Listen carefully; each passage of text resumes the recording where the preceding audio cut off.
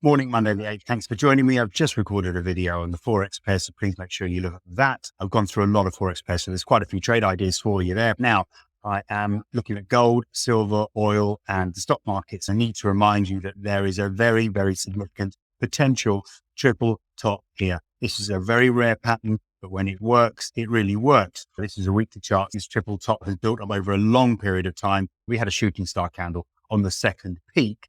Interesting that we had this triple bottom. Do you remember that I'd identified this triple bottom down here? Now, obviously it's a lot smaller, but it certainly worked. I didn't know at the time that we would end up pushing all the way back up to retest the all-time high, but we certainly did. And the sellers came in again. It could trigger significant moves to the downside in gold. And silver actually has a potential double top pattern. The most important pattern in silver is this downward sloping channel. We broke out of it. So really we should be running away, but we're not. And we have this potential double top. So maybe we'll revisit the trend line, the break point here, and that will be a nice buying opportunity, and off we go. But that's possible because the double top is not significant. It's very small. It's only a real short-term thing and could really just trigger a correction down to 23.5.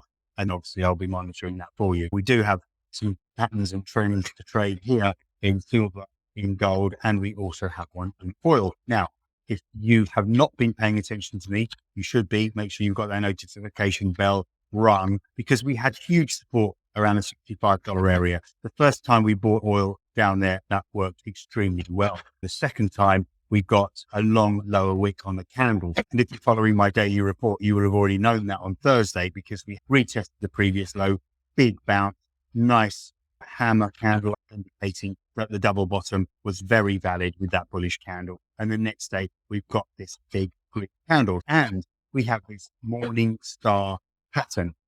So oil really could now take off. I talked about stock markets last week and nothing's really changed since then. Well, as long as we stay below 4,200, then we have pressure to the downside of the S&P.